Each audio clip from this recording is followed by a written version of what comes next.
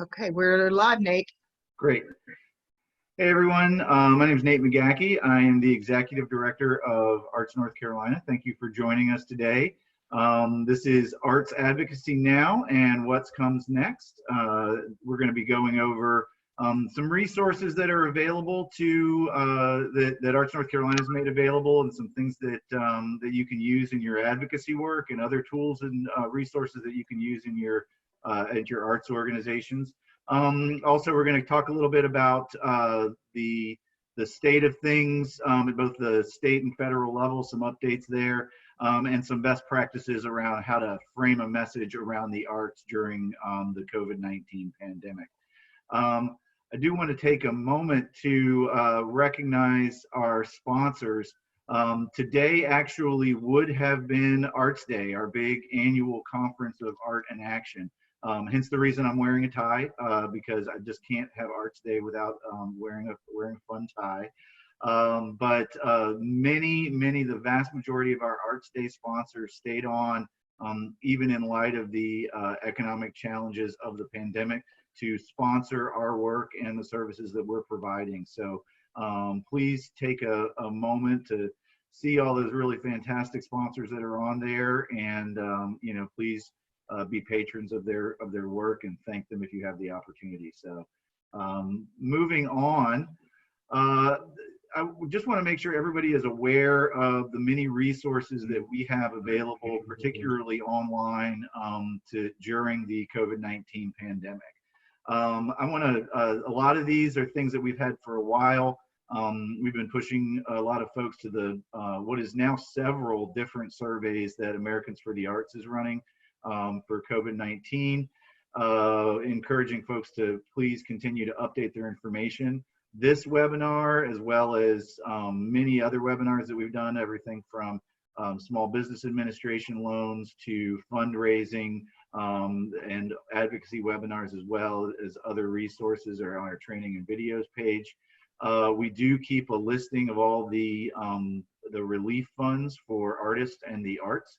But I wanted to just kind of take a minute to show you some of the newer things that we've added since the last time that we did a webinar. One of those is Silver Lining Stories.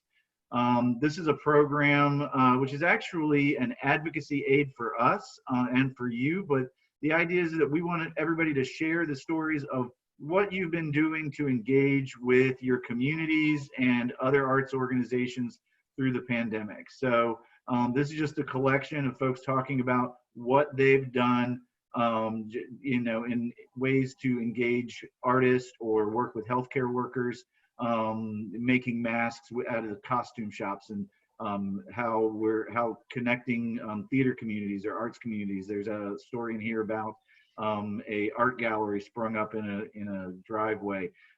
So a lot of interesting stuff. We want everybody to share the great ideas that you're having about how to program during the pandemic here at Silver Lining Stories. Also, when you do come to our website at artsnc.org, the COVID-19 Action and Resource Center is going to be a great hub to sort of find your way around all of our COVID-19 resources. You can see there's the impact and priorities document, as well as the economic impact on the economy. I'm going to talk more about those later. Some summary of some federal legislation. But the other thing that we've added just this week is our Open Arts Resource Center.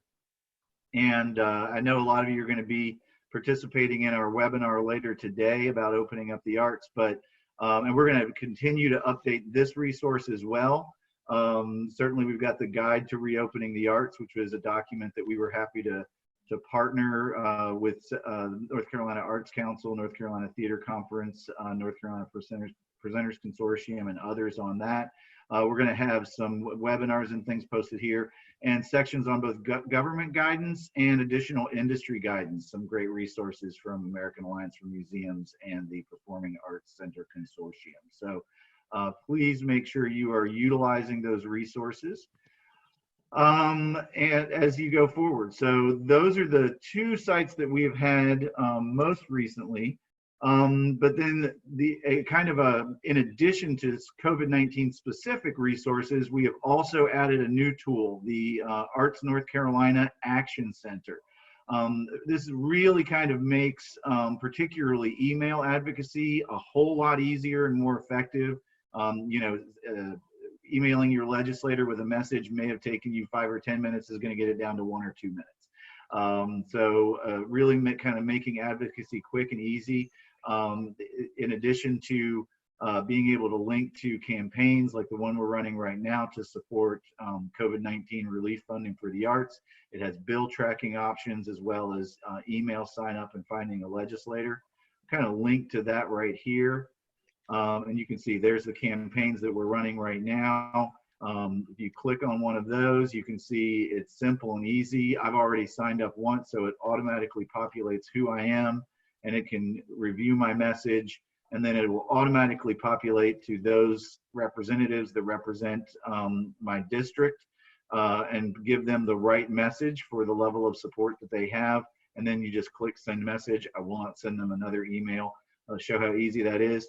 Also, the bill tracking option is something that we're really excited about. So you all now have access to see what legislation we're tracking here at the state level. We're tracking legislation about arts high school graduation requirement and legislation about the emergency arts council funding. And then certainly at the federal level, we have tools that, see if that'll click over. There you go. Tracking several pieces of legislation at the federal level as well. So please visit our Action Center and you can learn a little bit more about that. I won't go into too much detail. We have a lot to cover today. So a few things in general, and really this is the slide I put together 6-7 weeks ago, and all of these things remain the same. The most important thing that government is doing right now is addressing the public health and safety. That still remains their primary concern. So we're going to talk a lot about the economic implications and jobs and unemployment and the arts. But when you're having conversations with elected representatives, you have to remember that this is a health crisis first. Also, understand that this is not just a crisis for the arts. It's not even just a crisis for arts and restaurants and hotels. This is a crisis that spans the entire economy and the entire population. So you are overwhelmed by this. You are struggling with a lot of challenges as a result of this. Elected officials are struggling with that as well. So make sure you're acknowledging that and respectful of that in communications. Also understanding that this is a long conversation, and the most effective way that we're going to be able to deal with that is to have conversations at local, state, and federal level. If you want to make change, you have to get engaged, but we're going to need to be patient, polite, and positive. This is a long conversation. We're not fixing this overnight. There's a lot of moving parts going on, so continue to be patient in your advocacy work. Also recognize that Arts North Carolina is working with our national partners, statewide partners, our lobbyists. We are crafting a message. We are trying to hit the right things with the right message at the right time. So please stay aware of what we're working on and know that we are working. We're always happy to get feedback on where we might focus our attention, but try and align your messaging with what we're doing in any given time. Just generally speaking, obviously probably most of you on this webinar are already signed up for the Arts North Carolina email list, but if you have boards or friends or family, please encourage them to stay up to date with what we're doing as well, because the more people that we have staying focused on these issues, the better. Keep going back to those impact surveys. We can't begin to solve the problem unless we continue to know exactly what problem we're dealing with. So I'm encouraging folks to continue to go to those impact surveys at Americans for the Arts. There's surveys there for arts organizations as well as individual artists, some other topics like CARES Act funding, as well as psychological implications that they're starting some work on as well. The other thing is to start having the conversation, right? This is not just about sending emails. We're going to have video chats and phone calls. I tell people that advocacy is a lot like, effective advocacy is a lot like effective marketing or effective fundraising. Yes, you can do it by sending out an e-blast, but that is probably not your most effective mechanism. That doesn't mean that you shouldn't send the emails. The emails are crucial first step, but you have to get in there and have those conversations as well. Advocacy, and really great advocacy builds up to a relationship. And that's how we make real change. And then also let us know what's going on. We've got a mechanism on the website to take intake for conversations that you might be having. So you can tell us about feedback you're having with the North Carolina General Assembly. We want to hear what's going on. You will also see as I move through this webinar, I have a lot of information on the slides. I also many links throughout the webinar as well. So you can download these slides from the training videos and resources as well. And please feel free to use these slides as a resource and use those links to get to valuable information. So when in terms of how we're framing the impact, right, the three things that we want to make sure that legislators are aware of, or elected officials really at the city, county, state, and federal level, is really, all these closures and cancellations have had a major impact on us. I know I'm preaching to the choir a little bit here, but certainly we lost revenue this spring. All those seasons got canceled through the end. Now we're seeing this second wave of summer cancellations and summer camps not happening. So just the cancellations and the revenue loss from that is massive. We were closing down theaters before they were closing down restaurants.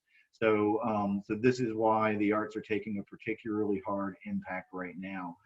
There's also a ton of uncertainty for the fall and beyond. We don't know whether or not we're going to be opening our venues. We're starting these conversations now. All of these guidelines are coming out. We're still in the process of figuring this out. It's impossible for us to get our heads around what projects we're going to be doing. So that's a major challenge, is how do we plan? How do we budget? How do we move next? Have that conversation with your elected officials so they know what you're up against, that it's not just our doors are closed and when they're open, the problem goes away.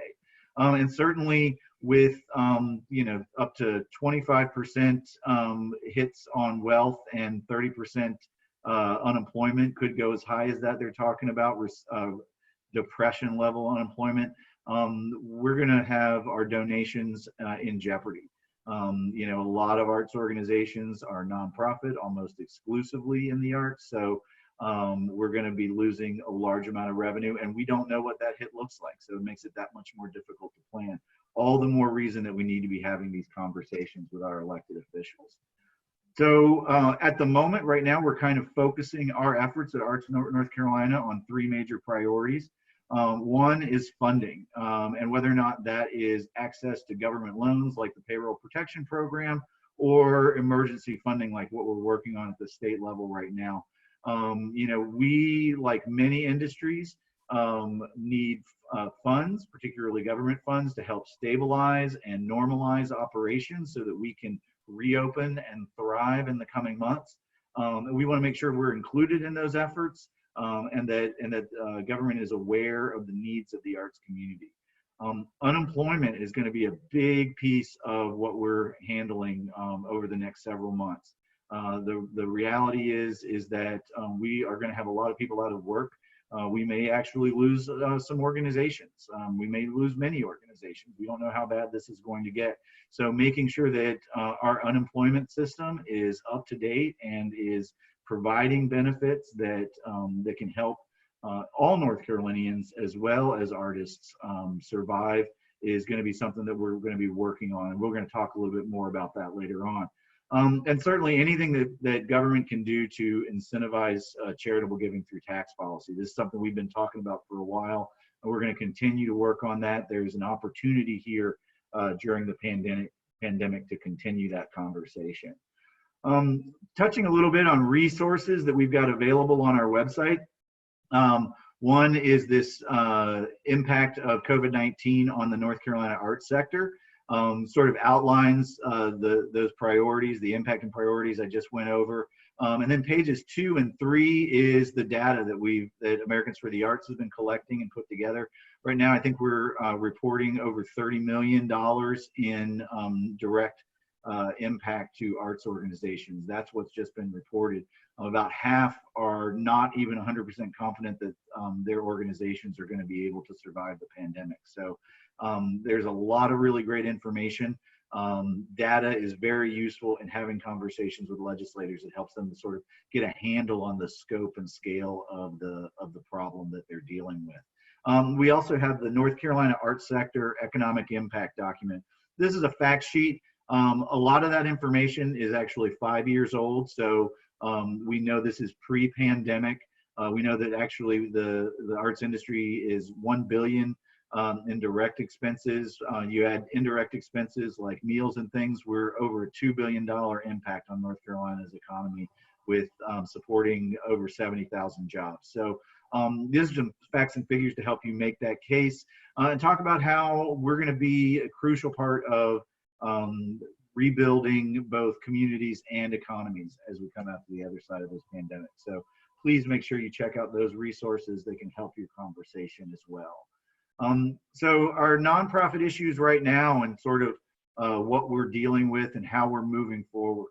Right now, the North Carolina Arts Council has focused their priorities on providing operating funding for nonprofit organizations and providing more grants to individual artists. So as they move into next year, those are the things that they're going to really be looking to focus on. So they've shifted their focus away from those project-based grants with the recognition that we don't know what projects can and can't happen. So thinking about projects just doesn't make sense in this environment, but really flexible funding is something that is going to be more helpful moving forward.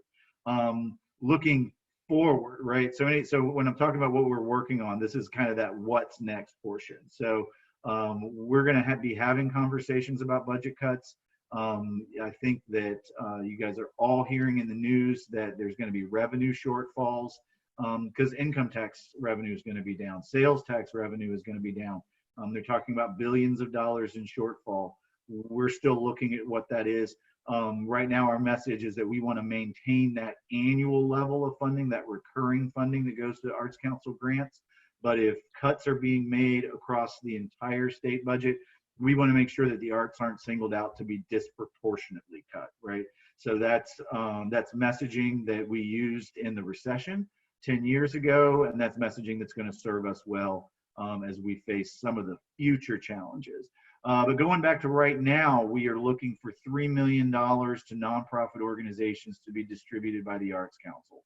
So we're asking the North Carolina General Assembly to inject funding to be distributed by the North Carolina Arts Council, but to go directly to nonprofit organizations that are struggling because of the COVID-19 pandemic. There's actually two pieces of legislation, one in the House, one in the Senate.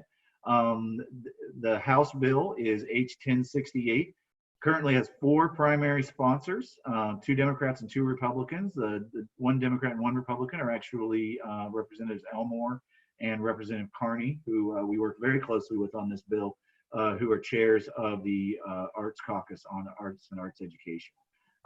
45 co-sponsors in that, thanks to some great advocacy efforts last week. We had, I'll talk a little bit more about that in a minute. On the Senate side, we have S-738. The language here is identical.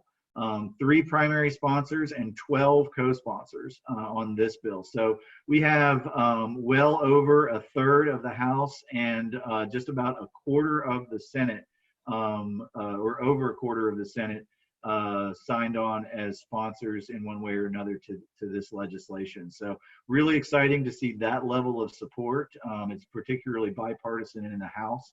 So we were able to get a lot of these sponsorships because we had such great response to our calls to action last week and heading into this week, asking legislators to support. We sent out over 1,000 emails from over 400 advocates and have reached 151 out of the 170 folks, representatives at the North Carolina General Assembly. So that's been amazing, an amazing response, and we're really excited to see that. Also, a little understanding about these bills. It is very, very, very unlikely that either one of these bills are going to get a up or down vote in any way, shape, or form on their own, right? It's not about will X legislator vote for this legislation when the entire Senate or the entire House votes. These are going to act as a placeholder more than likely, and so the idea is that this legislation and this language or the language from this legislation will be put into a larger spending bill addressing pandemic spending. So that's why we put that legislation out there, so that it'll be wrapped in. Certainly, it could go through on its own. That's possible, but the greater likelihood is it'll be part of a larger effort. Also, the wording in this legislation is designed so that it can access funds that the state of North Carolina has received from the U.S. Treasury as part of relief funding through the CARES Act, right? So that would mean that some federal guidelines would be applicable to that funding, and the Arts Council would have to sort that out. Whether or not we end up seeing this effort go through on the CARES Act funding, or possibly the legislature, now that they're in, we thought that they were going to be addressing CARES Act funding. Now it looks like they're addressing more state-focused issues, and they may be waiting for some more federal guidance on the CARES Act funding. We're monitoring that situation, but the legislation itself, and the top line purpose of that is $3 million to nonprofit arts organizations through the Arts Council, to help them stabilize and move forward and continue operations after being impacted by COVID-19. So giving your legislators these numbers to sort of congeal their efforts around and put their support behind gives us a focal point for our advocacy. Moving on to unemployment issues. These are things that we are still looking at. We've seen several changes in the last few weeks. They've changed legislation recently to allow attached claims. So employers can now actually, even if you had a negative balance in your unemployment account, you can now, for COVID-19 claims, you can file your workers as attached, which means that the employer can file benefits for the employee with the understanding that they're going to be hired back. And that makes life a little bit easier for the employer. They don't have to prove the work search as much. And it makes things a lot easier for the Department of Economic Security or Employment Security, because they've got less paperwork as well. Also, employers don't get a SUTA tax credit, and their account is not charged for COVID-19 work. For claimants, the first waiting week has been waived, and also training is now equal to a work search requirement. So some good things moving forward. Some things we're going to be working on in the future at the state level is working to provide relief for self-insured employers. Right now, if you are self-insured, small nonprofits are exempt if you have 4 or less employees. Most larger nonprofits are paying unemployment insurance, but there is several nonprofits in there that are self-insured and have to pay back all the costs of the state. Federal government is reimbursing 50%, though there's some issues with that we'll talk about a little bit later, but we're trying to get the state to pick up the other 50%. But the main thing is on unemployment at the state level is we want to increase benefits, and that's not only to see a larger state benefit from the state government, but also to increase the number of weeks. Right now we're max at $350 weekly benefit, and only for 12 weeks. So we're definitely going to need to improve that with the large number of North Carolinians that are going to be on unemployment. Also, we're continuing to work for charitable giving at both the state and federal level. And I encourage you to check out the North Carolina Center for Nonprofits. You can see the link there to their COVID-19 priorities as well. We work very closely with them on legislation and policy that is for the larger nonprofit sector. Oh.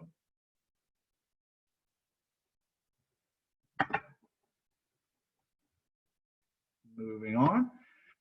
So talking a little bit about federal relief legislation.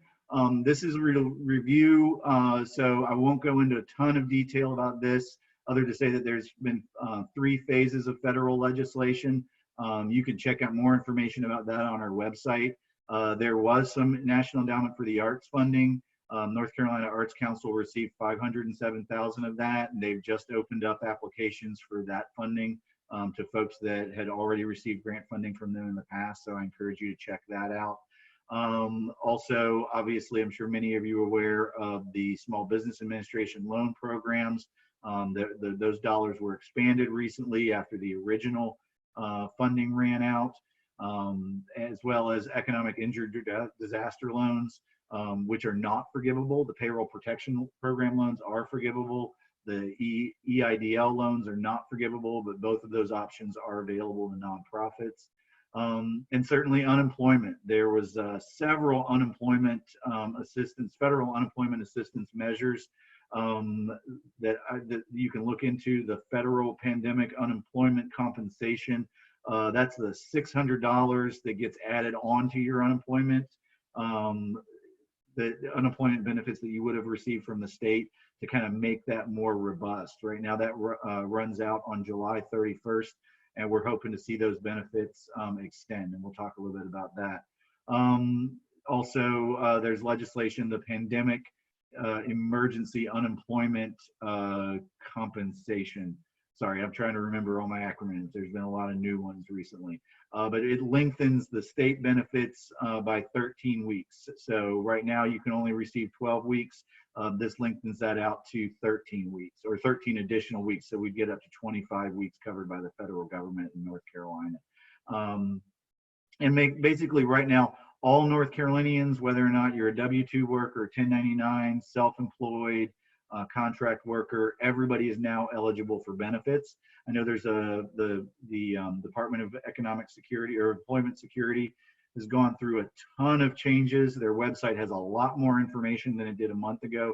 They're doing the best they can to process claims more quickly. They still have a lot of work to do. So please try and be patient, but continue to try and continue to do that if you're someone searching for unemployment. And then certainly within that federal legislation, there was some temporary tax deductions for charitable contributions. It's capped at $300, but this kind of gives us our foot in the door to expand that charitable, the universal charitable tax deduction moving forward. So we see some possibility there.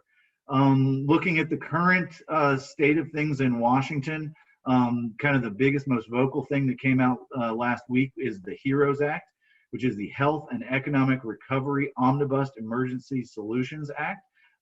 Before I go into what is in this act, I want to say that the Senate, where this was rolled out by House Democrats, where they have control in the U.S. House, the Republicans have control in the Senate.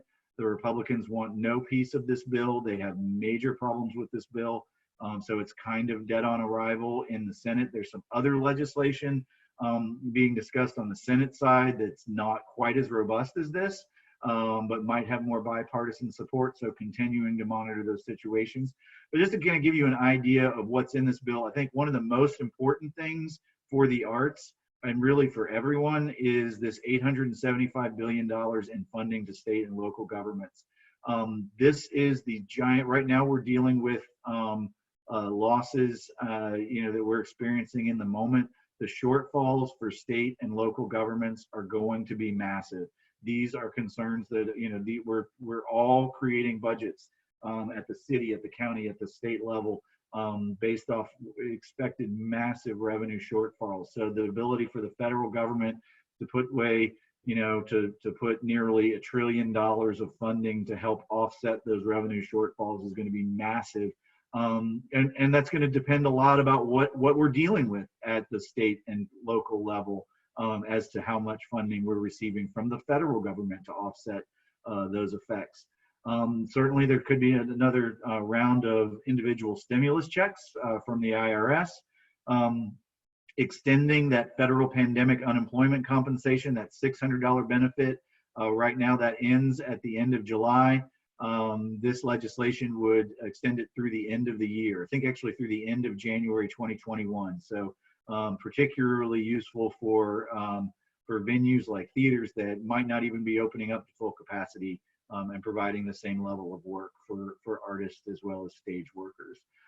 Changes to the payroll protection program are in there, giving you more flexibility about what those things can be spent on. We certainly want to see more funds added to this program as well. $10 billion added to the EIDL loan program. So those are great loan programs we talked about before. Right, there's $10 million for the NEA funding in there. That does not work out to a very large chunk. I think it's about $65,000 that would come to the North Carolina Arts Council. But certainly we are supportive of all efforts to get funding to the Arts Council and any arts organization in the state of North Carolina. There's also funding in there for the National Endowment for Humanities and Institute of Museum and Library Services. Also, keep your eye out for Main Street Lending Program and Community Development Block Grants. These are federally funded programs, and there is going to be some flexibility working with local governments about how these things might be able to come, especially on the CDBG grants. You know, are there opportunities for arts programs there? And I think that that's a conversation that we're going to be seeing at the local level and accessing those federal dollars moving forward. And also nonprofits who are self-insured. We talked a little bit about that. Right now, the idea is that with the CARES Act is that you would only have to pay 50%, but they worded it to say that it would be a 50% reimbursement of unemployment costs. So now these nonprofits have to pay 100% of the cost and then get reimbursed from the federal government, basically putting out a loan to the federal government, which obviously needs to be working in the other direction. So there's legislation there trying to turn that around. I think the most important thing that we need to consider when we're talking about the federal initiatives and what is going on with the federal government right now and why it's so important is that they are the only government branch that has the ability to go into significant debt. They can operate in a deficit. And literally, you know, the federal government prints the money, right? They can make more. They can adjust monetary policy. And it's not just a matter of printing more money, right? But they can adjust monetary policy. They have a large amount of bandwidth as to what sorts of actions and changes that they can make. The ability to put, you know, billions, hundreds of billions of dollars to make up for revenue shortfalls is really going to be something that we're keeping a very close eye on because that's going to be really important to what our public funding picture looks like. And as other revenue streams for arts organizations are coming up short, that public funding, being able to maintain and sustain that is going to be so important. That also means that there's going to be a lot of federal guidance and a lot of federal law that is going to dictate how that money can be spent, right? So we are all going to have to be more aware of our programs and what those federal dollars, if we're accessing those federal dollars, what that looks like. And certainly Arts North Carolina is going to do everything we can to be a resource for that moving forward. So if we are able to access these federal dollars, that we can let you know how those dollars can be accessed and what guidelines to hold to that. So kind of move over briefly for education. I want to talk about what's going on in the state. And many of you know we've been working for the arts high school graduation requirement in the state of North Carolina for a long time. We actually last session were able to get that included in the budget that was approved by the North Carolina General Assembly. So when the budget passed, it was destined to become law. But as you all know, the governor vetoed that budget for reasons that had nothing to do with the graduation requirement, which we will not get into. But they did not override that veto. And as such, there is no requirement for arts instruction. And that is simply not a legal mandate to offer that to students. So remember that, and this is something that's really important. So because of the pandemic, like we've been talking about, we are looking at big revenue shortfalls that are coming down the pike. We don't know how much the federal government's going to be able to backfill that, or if they will. That's the conversation we're waiting for, but this could lead to some major spending cuts in education. The arts are not the required subject. And if you are a school board, if you are a superintendent and you're making decisions about a budget, you have to legally teach required subjects. You don't have to legally teach art. So that's going to be a major consideration. And one of those reasons, and the reason why we have to make sure that we are gearing up for some advocacy about arts education, that we're starting those conversations now. We have to be proactive. We have to be positive. We have to show why arts education is part of a well-rounded education. That's codified into federal law with the Every Student Succeeds Act, but that federal law is not robustly supported at the state level in terms of making arts required here in North Carolina. So certainly arts topics, distance learning, remote learning, this is something that we're going to hear a lot about. It's very likely, certainly we have students that are learning remotely now. We have students that we're going to have at least 5 days of remote instruction next year in order to kind of make sure that remote instruction is something that's possible. But with this virus and the world that we live in now, we have to be back for weeks at a time with teaching students through remote instruction. Theater, dance, music, visual arts, these are not subjects that are easily taught over a computer, but we're going to have to lean into these challenges and find solutions and work with them the best we can. It's never going to be perfect. Also, arts education is going to be out of the public eye. Concerts, high school theater performances, art fairs, all of these things that normally put arts education front and center are canceled right now, and we don't know when they're going to be coming back. So finding new ways to move that message forward will be important. Talking to arts educators out there, and if you're going to be advocating for arts education policy and funding, know your impact, right? Understand the narratives that illustrate the point that you're trying to make, but also, have those numbers. And we're going to talk some more about that, but never tell a story without a number, never tell a number without a story. Those things work hand in hand, and that goes with all of our advocacy for arts and arts education. Educators, I'm asking them to please lean in on the remote learning, engage with students, ask for feedback from both students and parents. If the negative feedback, the suggestions, incorporate that, work to improve your systems. The positive feedback, you're going to want to document. You're going to hold on to that, because those are the stories that are going to show that arts education and the arts are engaging every way we can with remote learning, understanding how remote learning is going to be important in the new world that we're dealing with. Certainly sharing and compiling this information is going to be important. That's one of the reasons why we did Silver Lining Stories, so that we can do that for arts organizations as well as arts education.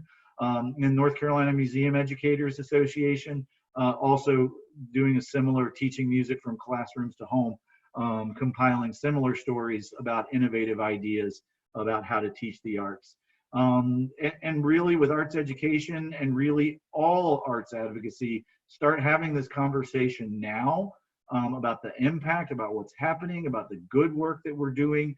Don't wait until the funding cuts come through. This can be a conversation that you start now about the work that's being done, not a confrontation about what funding cuts might happen. Conversations, not confrontations, is something that's going to be crucial moving forward. So like I was saying, that no number without a story, no story without a number. Legislators remember stories. The stories are a way that kind of holds that idea, that point that you're making. Telling your story is so important, but linking it to a number is important too. I always talk about little Johnny, right? You can have a great story about little Johnny, about how he came from a disadvantaged background, but that because he got involved in the art, be that choir or band, he started coming to school, he started to really excel, and now he's the CEO of a Fortune 500 company. Or maybe he's playing with the New York Philharmonic, right? Whatever that is, whatever that success story, it's great to hear that story about little Johnny, but then having that number to say that all the little Johnnies out there are 5 times more likely to graduate from high school if they're involved in the arts. And all the little Janes and Johnnies out there are twice as likely to graduate from college. That's something that relates the one story out over everybody. So make sure you've got that information. And from arts education, there's a link down there for Americans Through the Arts that'll take you right to their facts and figures on education as well. So just a little bit about how to construct your advocacy message when we're talking specifically about COVID-19 and the need for funding and support around that. So you can be having this anyway, whether or not this is an email or a letter or a phone call or a video chat, or whether or not that's in a group or alone. This is a good framework in order to have the conversation. Start with a greeting. Obviously, you always want to say hello, make sure it's warm, make sure it's positive. You want to stay upbeat, and recognize the fact that this is a massive problem with a million challenges that has public officials going, 6 ways to Sunday. It really is a very difficult thing. Recognize that you are part of, you are one problem amongst many problems, and you want to work with them to solve it. Definitely explaining the impacts of the pandemic. Talk about your losses, talk about the lost audience, talk about the great programs that you aren't able to do right now. Use that state and county data to illustrate how this is really impacting the larger North Carolina economy. Contact your local arts councils. They probably have some more detailed information about how the arts are affecting local economies. Use your own numbers about negative impact as well. Talk about what your challenges are right now in this moment and the things that you're looking for down the road. Like what are your problems going to be in September? What are they going to be in January? But go ahead and have this conversation directly and honestly with legislators, right? I mean, you don't want to make it sound like you're like, don't use the bankruptcy word.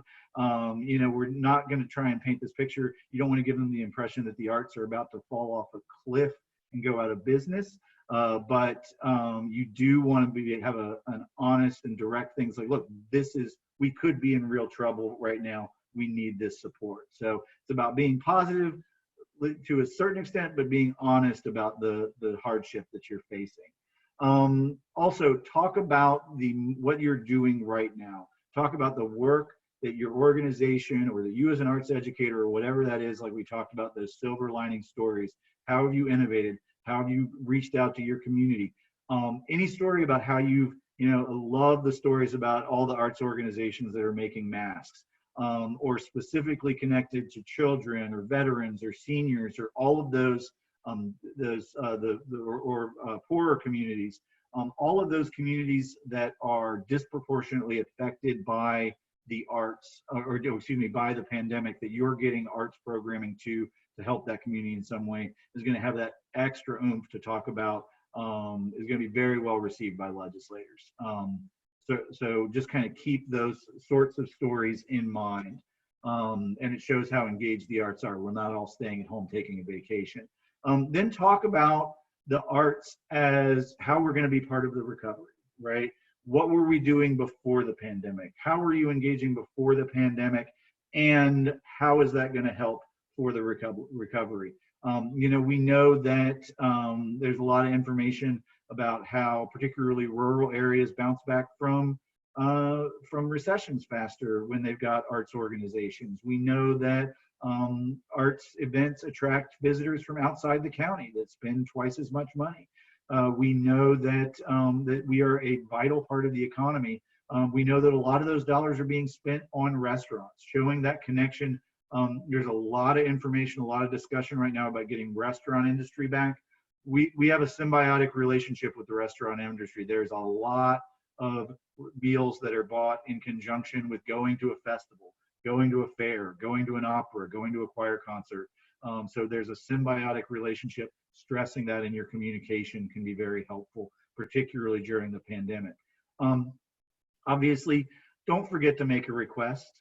You can, it can even be, can we continue this conversation later? But like right now, we're asking people to focus on H1068 and S738 because that's going to provide $3 million funding to the North Carolina Arts Council.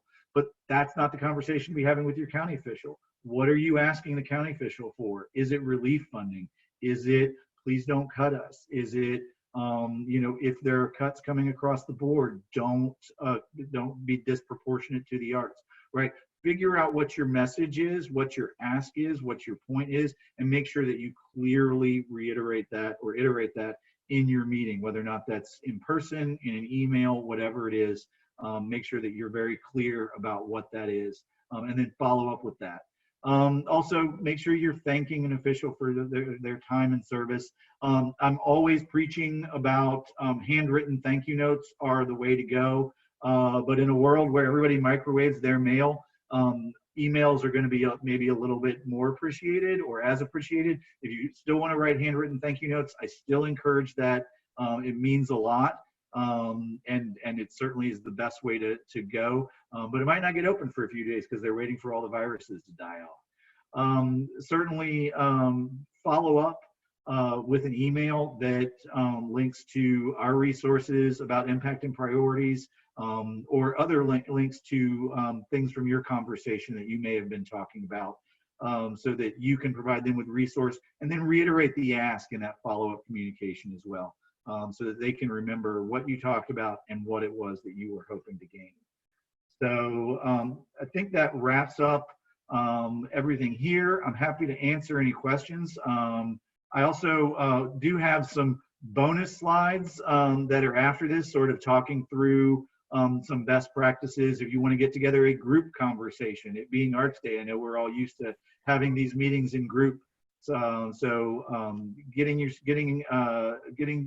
Pick a leader, how to move forward with that, how to have an Arts Day type meeting with 3 or 4 or 5 or 6 people to have that conversation with a legislator, and you can all do it from home, so it can be easy to put together. I've had some great meetings that way, not only at the state level but at the federal level as well. So, Christine, do we have any questions? Yes, we've got one here that says, what is the best way to get this message to the general public as well? I think there is still a lot of misconception about what the artists are or are not doing, and resentment that we are asking for consideration at this time also. Meanwhile, the general public is craving movies, shows, music, etc. at this time. There seems to be a disconnect. So many creatives are helping with other sectors during this time. So do you have any tips on communicating out to the public or your audience during this time? Absolutely. So I think that, including in your messaging, that's part of what I was saying. It's talking about what you're doing now, that we're not all just sitting at home. I think that there is this perception, even within our own industry, that we shouldn't be engaged in a conversation about funding because there's a health crisis going on. And that's true. And that's why you always have to recognize and be aware of that health crisis. But we're also an industry, and nobody is having a problem that the airline industry is having conversations at the federal level about bailouts. Nobody seems to be questioning that the restaurant industry is having this conversation. We're an important part of the economy, and that's why we are having this conversation, because we have to act like an important part of this economy. In terms of how to get that message out, included in everything you talk about.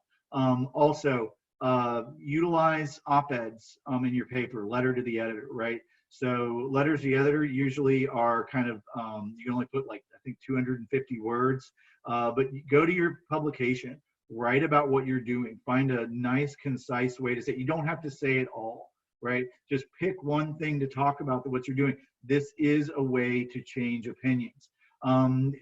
Make sure that you're communicating to the media, whether or not that's local TV or radio stations. Include them in your message so that they can be aware of that and they're getting that message out. We've been involved in some stories with Spectrum News or WRAL here in Raleigh.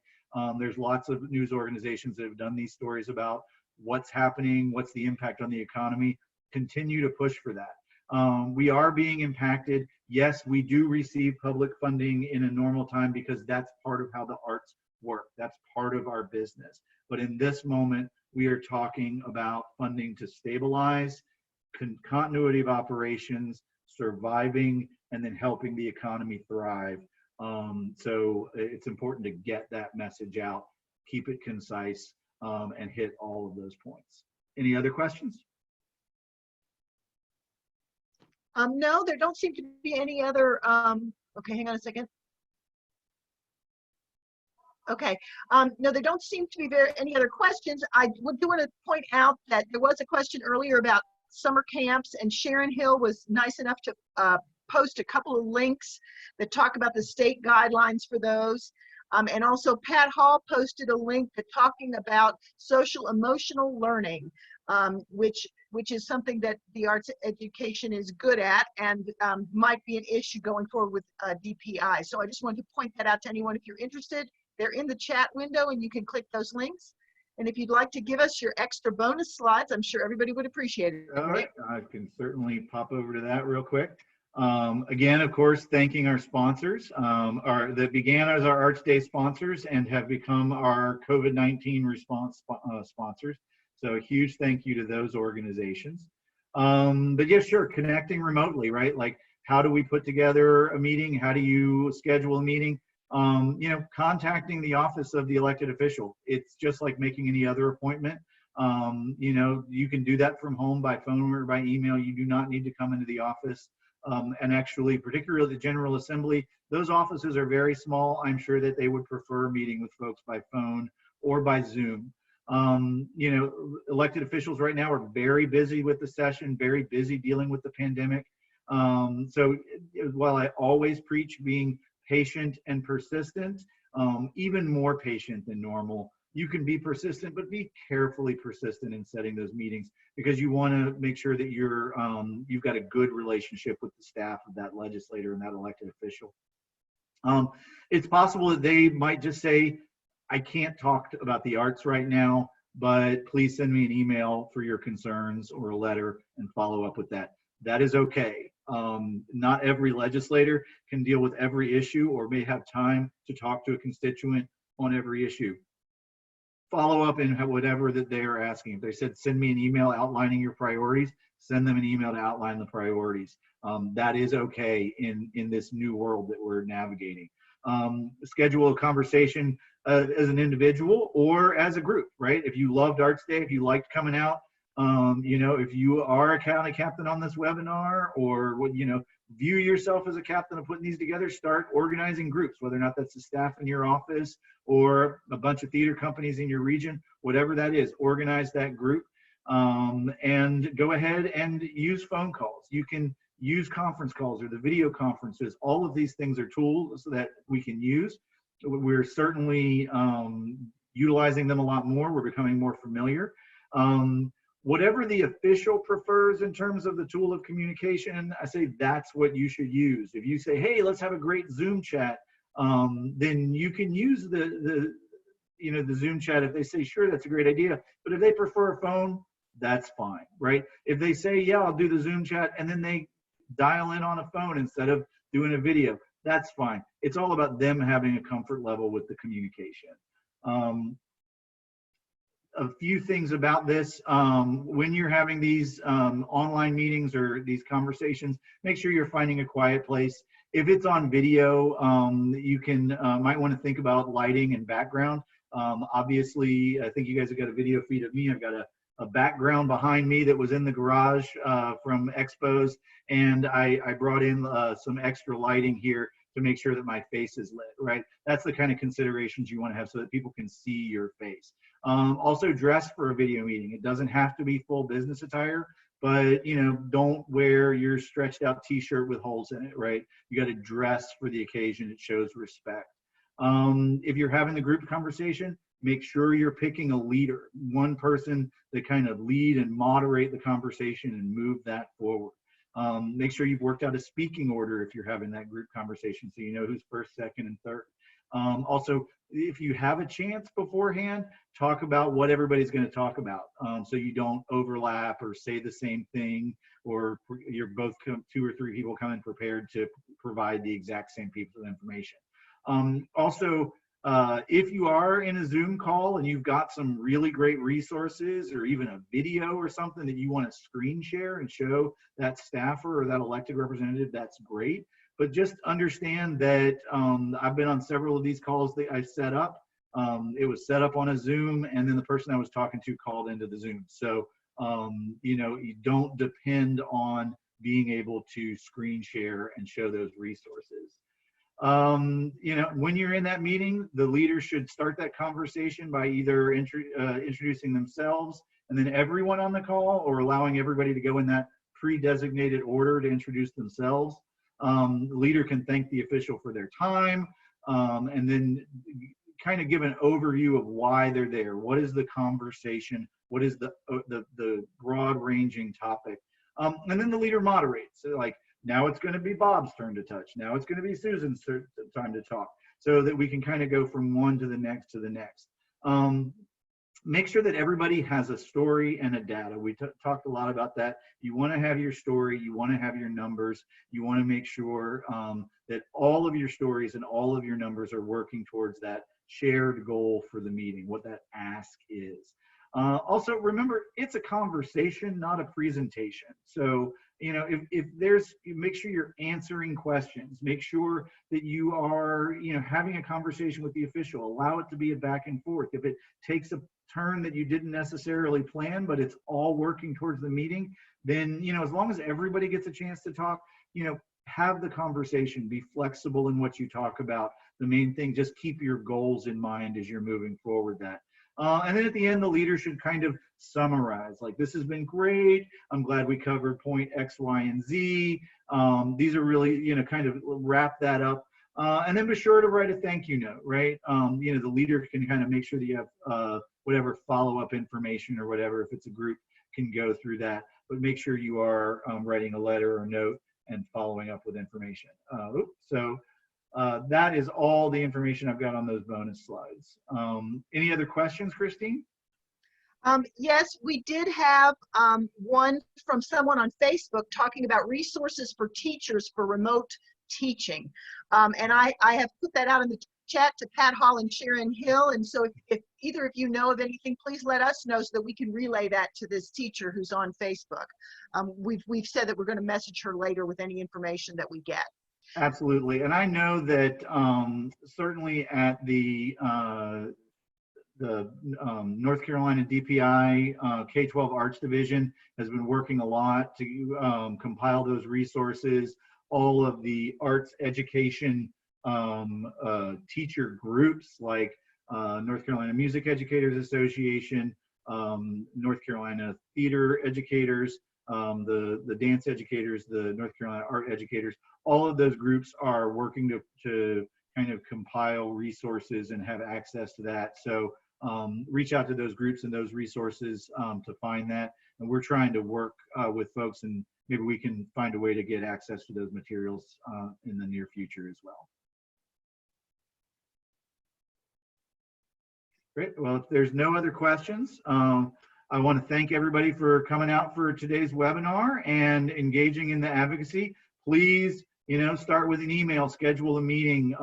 You know, advocacy it's not hard. You get better at it as you go along. Find the message. It's really just about building those relationships with your elected officials. So important during the pandemic as we navigate this challenging time. So thank you all very much, and have a great would-be Arts Day.